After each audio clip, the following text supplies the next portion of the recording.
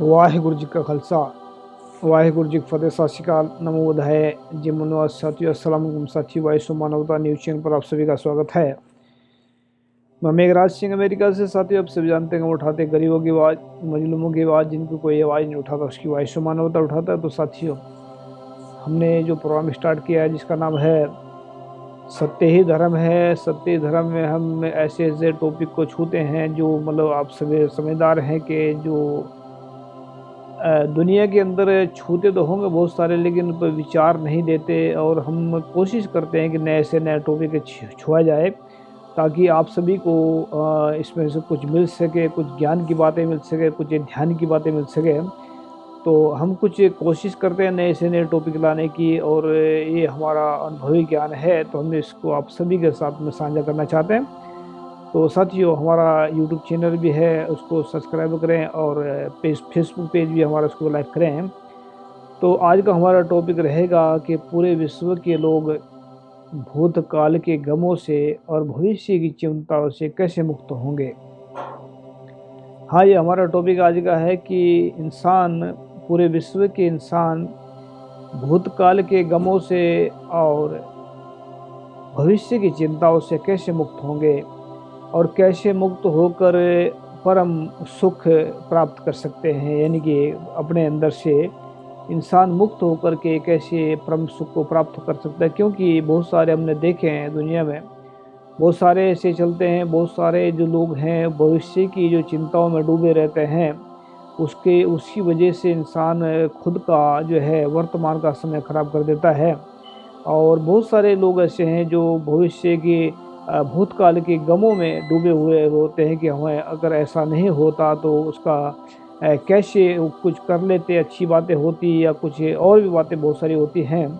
तो इससे हम बाहर निकलने के लिए हमें क्या करना चाहिए, तो हमें भूतकाल की जो गम हैं उनसे मुक्त होकर के, और जो भविष्य की चिंताएं हैं उससे मुक्त कैसे होंगे, और परम सुख की तरफ कैसे बढ़ा जा सकता है। हर इंसान चाहता है कि उसका जीवन सुखी हो, हर इंसान चाहता है उसको जीवन में सुख ही सुख मिले।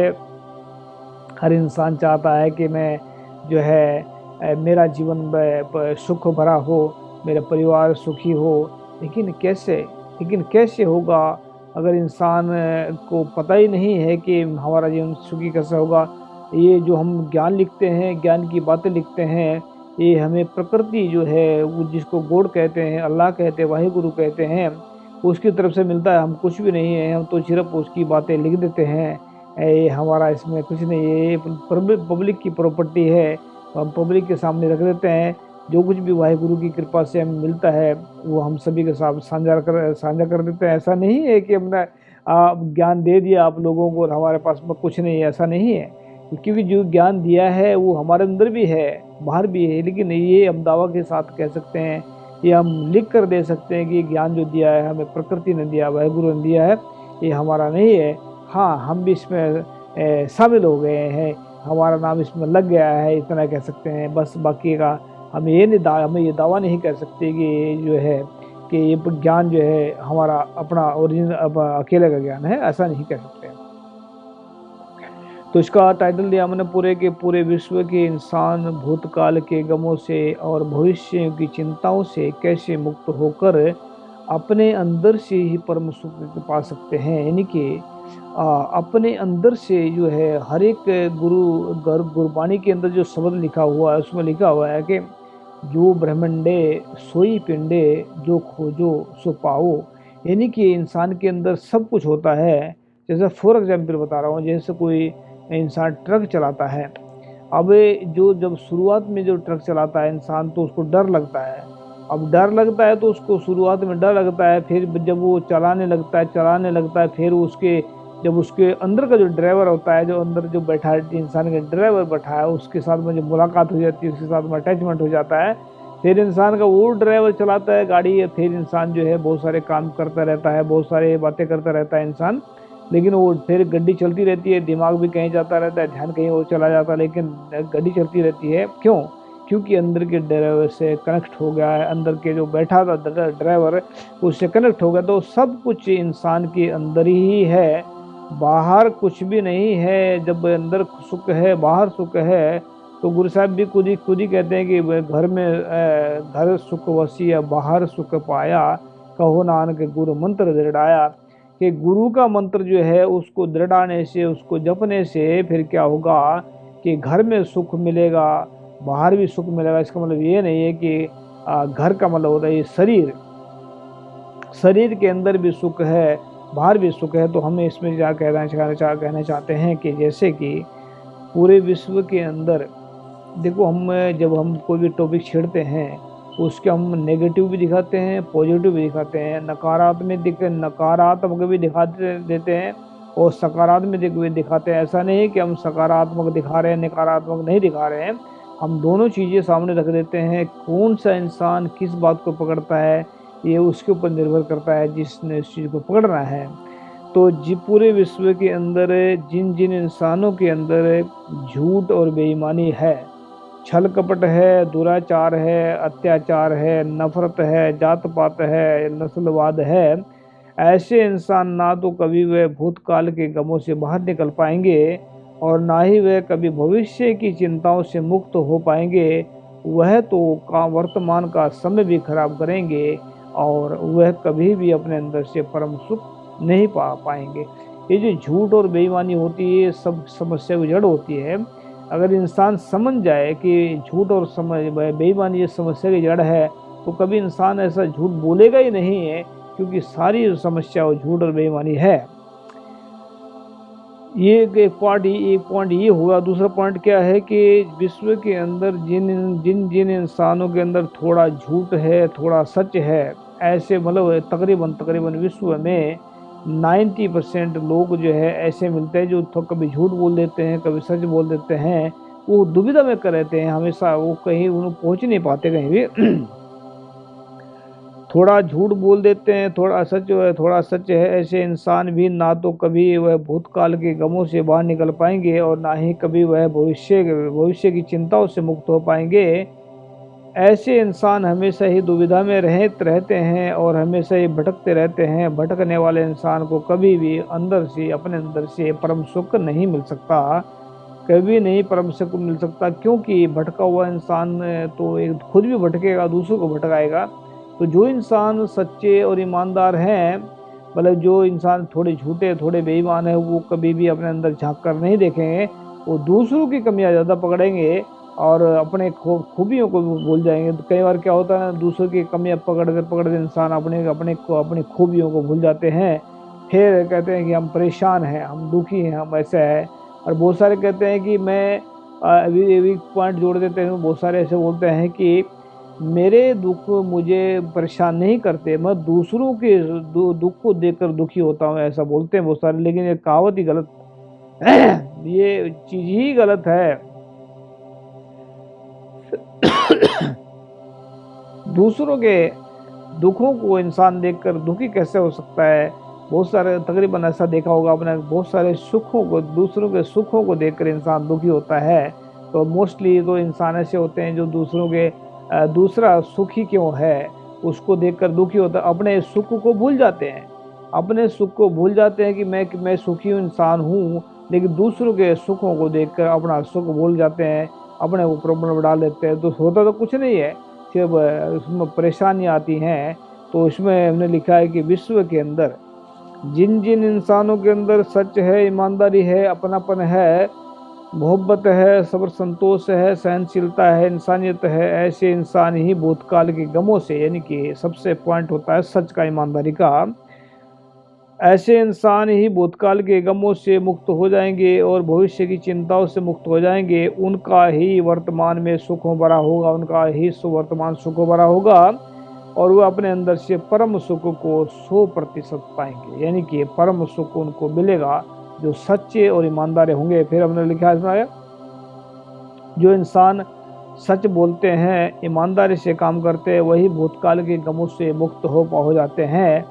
जो इंसान सच बोलते हैं, ईमानदारी से काम करते हैं, वही भविष्य की चिंताओं से मुक्त हो जाते हैं। जो इंसान पूरी सच्चाई और ईमानदारी से वर्तमान में काम करते हैं, जो इंसान पूरी सच्चाई और ईमानदारी से वर्तमान में काम करते हैं, वही इंसान अपने अंदर से परम सुख को 100% पा सकते हैं।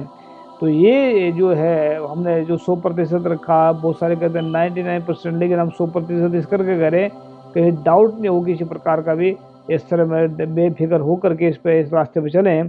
तो नोट में लिखा हमने, नोट में जो हम लिख देते हैं कई बार, विश्व के अंदर जो इंसान झूठे और बेईमान है, अगर वह भी सचमुच ही सच को अपनाएंगे, फिर वह भूतकाल के गमों से मुक्त हो जाएंगे और वह भविष्य की चिंताओं से मुक्त होकर अपने अंदर से परम सुख को पा सकते हैं। यानी कि परम आनंद जो कहते हैं, इसको परम आनंद कह लेते हैं या परम सुख कह लेते हैं। तो ये जो है ये इसको हर एक इंसान ढूंढता फिरता है, हर एक इंसान चाहता है मैं सुखी हूँ, लेकिन कहाँ से मिलेगा सुख, कैसे मिलेगा सुख, ये बहुत कम लोग जानते हैं।